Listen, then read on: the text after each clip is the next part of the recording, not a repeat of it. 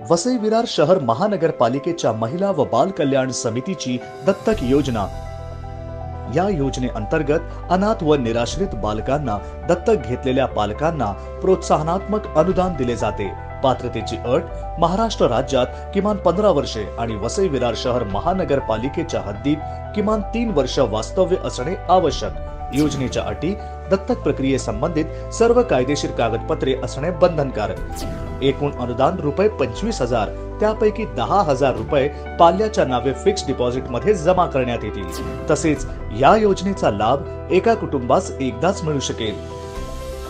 निराधार किंवा निराश्रित बालकांना आधार देण्याचा निर्णय तुमचा आणि तुमच्या निर्णयास पाठिंबा वसई विरार शहर महानगरपालिकेच्या महिला व बाल कल्याण समितीचा। अधिक माहितीसाठी संपर्क करा।